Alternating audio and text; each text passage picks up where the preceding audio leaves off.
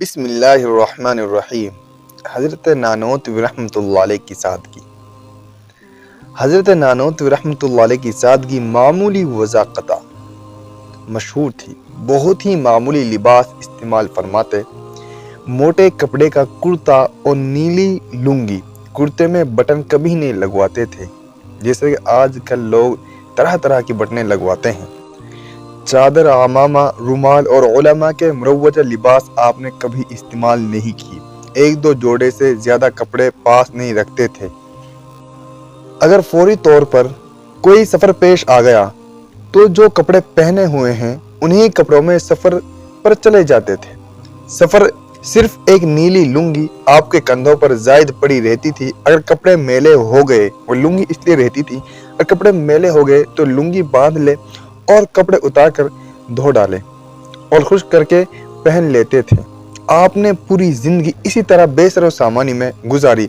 उलमा की वज़ाक़ता रख रखाव से आपने अपनी ज़ात की हद तक बिल्कुल अलग थलग थे। आपके लिबास और सादगी पसंदी की वजह से कभी कभी दिलचस्प हादसे भी आपको पेश आ जाते थे। एक मरतबा का वाक़या है कि आप स्टेशन से उतर कर नानोता जा रहे थे। बगैर बटन का गाढ़े का कुर्ता और नीली रंग की लुंगी जेब तन थी।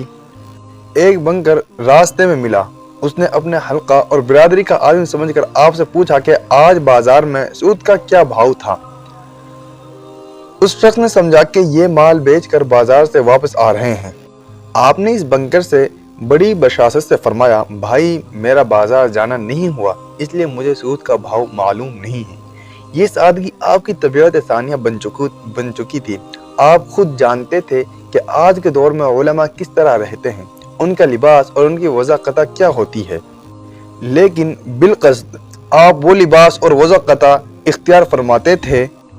चुनांचे खुद ही हजरत अपने एक खत में एक वाक़या लिखा है जो मेरठ में एक नवाब साहब की कोठी पर शिया मुजतहिद से सवाल जवाब करने के लिए तशरीफ ले जाने के वक्त पेश आया था।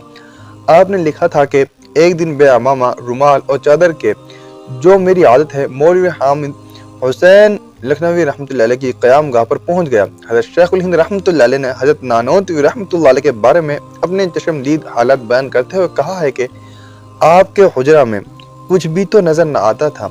चटाई भी एक थी और वो भी टूटी हुई, गोया उम्र भर के लिए इसी चटाई को मुंतखब कर लिया था। ना कोई संदूक था, ना कपड़ों की घड़ी बंधी थी।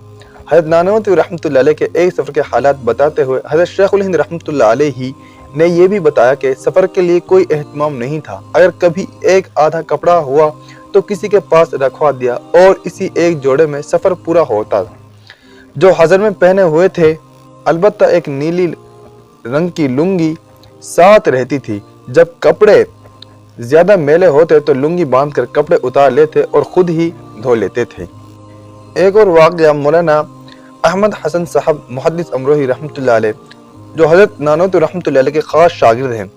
आपने हज़रत शेखुल हिंद रहमतुल्लाह अलैह के साथ मेरठ में हज़रत नानोतवी रहमतुल्लाह अलैह से हदीस पढ़ी थी। वो एक वाक़या बयान फरमाते हैं। शाहजहांपुर से उस गांव तक जहां मेला खदा शनासी था, जाते हुए रास्ता में एक नदी पड़ती थी। हज़रत नानोतवी रहमतुल्लाह अलैह पैदल थे और चंद रफ़ाक़ा आपके साथ थे। पायजामा पहने हुए नदी में उतर गए। हज़रत पायजामा पहने हुए थे तो पायजामा पहने हुए नदी में उतर गए, जिससे पायजामा भीग गया। नदी पार करने के बाद लुंगी बांधी और पायजामा उतार कर निचोड़ा, क्योंकि लुंगी आपके कंधे पर हर वक्त रहती थी, और पायजामा उतार कर निचोड़ा और पीछे लाठी पर डालकर जैसे गांव के रहने वाले डाल लिया करते हैं तशरीफ ले गए।